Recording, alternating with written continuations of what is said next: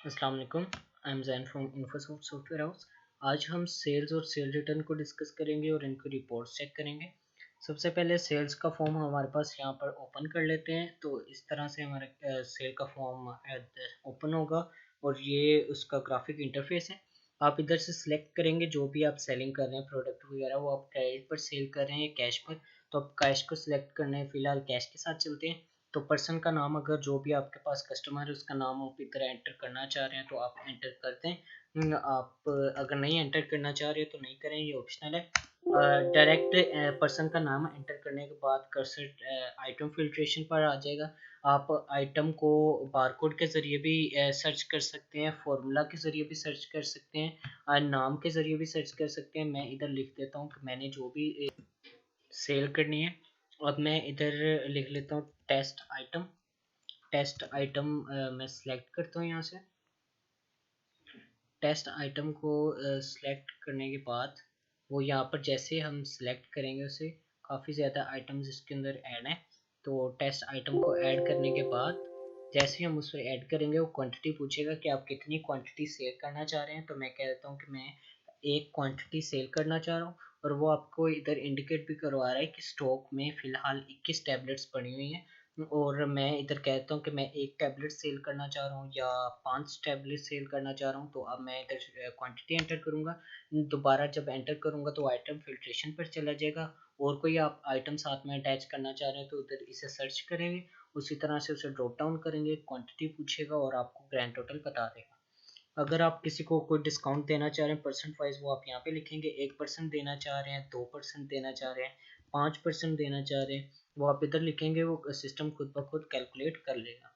अब कोई डिस्काउंट नहीं देना चाह रहे, 0% देना चाह रहे हैं, आप 0 इधर करेंगे। रिसीव्ड अमाउंट करेंगे 80 और आप इधर सेव एंड प्रिंट पर डायरेक्ट चल जाएगा। सेव एंड प्रिंट पर जैसे ही एंटर करेंगे आपका रिकॉर्ड सेव भी हो जाएगा और आपका जो प्रिंटर अटैच होगा थर्मल प्रिंटर, उसके साथ वो स्लिप भी आ जाएगी सेलिंग की, जो कि आपने कस्टमर को देनी होती है। फिल वक्त प्रिंटर अटैच नहीं है तो मैं इसे डायरेक्ट सेव करता हूँ। स्टार्ट द डे एक प्राइवेसी है सॉफ्टवेयर की। आपको रोज़ाना सॉफ्टवेयर का डे स्टार्ट करना पड़ेगा ताकि कोई भी आपकी इजाज़त के बगैर, एडमिन की इजाज़त के बगैर सेलिंग ना कर सके। तो सबसे पहले हम डे स्टार्ट करते हैं। डे स्टार्ट करने के लिए हमें ट्रांजैक्शन में फार्मेसी में डे स्टार्ट के ऑप्शन पर जाना पड़ता है। जिस तरह हमने अभी डे स्टार्ट कर लिए इसी तरह 24 आवर्स के बाद रोज़ाना सुबह आपको डे स्टार्ट करना पड़ेगा फार्मेसी में आकर एडमिन को। एडमिन की आईडी के ज़रिए डे स्टार्ट होगा ताकि कोई और टर्मिनल सेलिंग ना कर सके। ये एक पॉइंट आउट है इस सॉफ्टवेयर का, जो कि एक प्राइवेसी भी है और काफ़ी उम्दा प्राइवेसी है। आप इसे यूज़ करके काफ़ी नुकसान से बच सकते हैं। अब हम इधर दोबारा सर्च कर लेते हैं टेस्ट आइटम को। टेस्ट आइटम को ही सर्च करना बन रहा था क्योंकि ये शुरू से ही मैं इसे यूज़ कर रहा हूँ। टेस्ट आइटम को एंटर करने के बाद मैं उसकी क्वांटिटी जैसे मैंने पहले लिखा था, टेस्ट आइटम की क्वांटिटी मैंने 5 सेल करनी थी। 5 करने के बाद मैं इधर डिस्काउंट मैंने 0 देना है। अब मैं इधर 80 रिसीव करता हूँ, सेव करता हूँ तो रिकॉर्ड हमारे पास सेव हो चुके हैं। अगर हम डुप्लीकेट उनकी थर्मल प्रिंटर पर जो भी उनकी वॉइस है छोटी निकालना चाह रहे हैं वो हम यहाँ से चेक करेंगे। टैप करेंगे तो आज के दिन में जितनी भी सेल्स हुई होंगी वो यहाँ पे सारी ड्रॉप डाउन हो जाएंगी। अगर आप इनवॉइस नंबर वाइज भी चेक करना चाह रहे हैं, आप इधर इनवॉइस नंबर पुट करेंगे, उसे प्रीव्यू कर लेंगे। आपके पास जो थर्मल प्रिंटर का व्यू हो जाएगा वो आपके पास यहाँ पे आ जाएगा। ये आपके छोटे थर्मल प्रिंटर के ज़रिए यहाँ से प्रिंट हो जाएंगे अगर आप डुप्लीकेट निकालना चाह रहे हैं। फिल वक्त प्रिंटर अटैच नहीं है। सो इस रिकॉर्ड को हमने सेव कर लिया है। अगर हम इनकी रिपोर्ट्स देखना चाह रहे हैं फर्दर तो आप सेल्स की रिपोर्ट पर आएंगे। सेल्स में भी मुख्तलिफ फ़िल्टर्स अवेलेबल है हमारे पास, date wise, sale type wise, user date wise, credit customer date wise, item wise, category wise, that and pre sale item filters and analysis. इसके बारे में मैं आपको भी बताता हूँ। डेट वाइज हम रिपोर्ट चेक कर लेते हैं फ्रॉम डेट टू डेट। तो आज के दिन में ये हमारे पास सेल हुई थी। ये आइटम थी, 5 क्वांटिटी थी, टोटल 80 हुआ।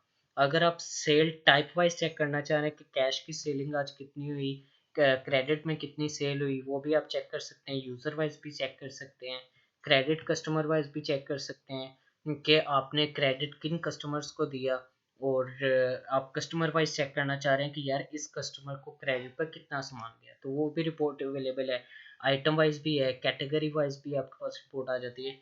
अब हमारे पास यहाँ आ जाता है dead end peak product item analysis. आप सेलेक्ट करेंगे कि इस डेट से लेकर from date to that date filtration process जैसे ही आप ऑन करेंगे तो वो आपको सॉफ्टवेयर बता देगा कि इस डेट से इस डेट तक कौन सी आइटम पीक पर गई और कौन सी आइटम डेड थी। मतलब कि कौन सी ऐसी आइटम जो बहुत ज़्यादा सेल हुई और कौन सी ऐसी आइटम जो सेल नहीं हुई और डेड प्रोडक्ट है वो, मतलब कि वो इतनी ज़्यादा सेल होने वाली प्रोडक्ट्स में से नहीं है। तो जैसे आप फिल्ट्रेशन प्रोसेस पर क्लिक करेंगे तो 40,000 एंड समथिंग आइटम्स इसके अंदर ऐड हैं, तो इसी वजह से टाइम ले रहा है। आपकी फार्मेसी में कम प्रोडक्ट्स होंगी तो ये टाइम इतना नहीं। ये देखें फिल्ट्रेशन प्रोसेस कंप्लीट हो चुके हैं। अब इसे हम ओके करेंगे। ओके करने के बाद हम चेक कर लेते हैं डेड प्रोडक्ट्स हमारे पास कौन कौन सी थी, तो वो ये लिस्ट हमें शो करवा देगा डेड प्रोडक्ट्स की। तो ये हमारे पास प्रोडक्ट्स डेड थी, इस डेट से इस डेट तक कोई भी सेल नहीं हुई, इसलिए इन्हें डेड इसने सिस्टम ने रिकॉग्नाइज किया। 40,466 आइटम्स डेड थी।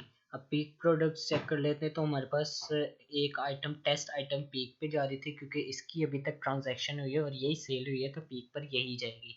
आपकी फार्मेसी में जितनी आइटम्स सेल होंगी वो क्वांटिटी वाइज इसको रिकॉग्नाइज करेगा, रेक्टिफाई करके आपको बता देगा कि आपके पीक प्रोडक्ट कौन सी है और डेड प्रोडक्ट कौन सी है। इस तरह से आप सेल रिटर्न्स की सब कुछ सेल्स की सारी रिपोर्ट चेक कर सकते हैं। अब हम आगे सेल रिटर्न की तरफ चलते हैं। सेल रिटर्न भी एज इट इज़ वही है, सेल करने से आपके स्टॉक में से क्वांटिटी लेस हो जाएगी, आपको प्रॉफिट होगा, और सेल रिटर्न से आपकी क्वांटिटी प्लस हो जाएगी, बट वो रिटर्न्स में आएगी। इसमें भी वो कैश और क्रेडिट का आपसे पूछता है, कैश को उसी तरह पर्सन का नाम आपने लिखना है, लिखें नहीं लिखना ना लिखें। आप इधर आइटम फिल्ट्रेशन पे आइटम का नाम लिखेंगे, टेस्ट आइटम जो भी है, काफ़ी ज़्यादा आइटम्स इसके अंदर ऐड है जो कि मतलब कि काम की नहीं है। वो इस आप अपने हिसाब से सारी आइटम्स मेडिसिन इसके अंदर एंटर करेंगे। और अब जैसे ही हम इसमें टेस्ट आइटम को ऐड करते हैं, मैं कहता हूँ एक हमने टैबलेट रिटर्न में आई है तो हमने एक रिटर्न करनी। डिस्काउंट अगर है तो आप इधर लिख सकते हैं, नहीं है तो आप नहीं लिखें। 16 रुपये आप रिसीव करें। सेव एंड प्रिंट पे करेंगे तो रिटर्न की आपके पास इनवॉइस आ जाएगी, और सेव करेंगे तो रिकॉर्ड सेव हो जाएगा। अब अगर आपने डुप्लीकेट निकालनी है तो यहाँ पर उस इनवॉइस का नंबर लिख के इसे प्रीव्यू कर लेंगे, तो आपके पास सेल रिटर्न का वाउचर शो हो जाएगा अगर आपने डुप्लीकेट किसी को प्रिंट देना है तो। अगर अब सेल रिटर्न भी हमारे पास होगी, सेल रिटर्न्स की सारी रिपोर्ट चेक कर लेते हैं। सेल रिटर्न्स में भी मुख्तलिफ फ़िल्टर हैं। आप डेट वाइज चेक कर लेते हैं। डेट वाइज हमारे पास ये ट्रांजैक्शन हुई थी, एक हमारे पास रिटर्न आएगी तो 16 रुपये की थी, तो हमने रिपोर्ट देख ली। Type wise, credit, customer wise, user date wise, item wise आपके पास मुख्तलिफ फ़िल्टर्स हैं। आप जिस तरह से भी देखना चाह रहे हैं अपने ट्रांजैक्शन को आप देख सकते हैं। हमने कैटलॉग को भी डिस्कस कर लिया, परचेज रिटर्न, सेल रिटर्न को भी डिस्कस कर लिया।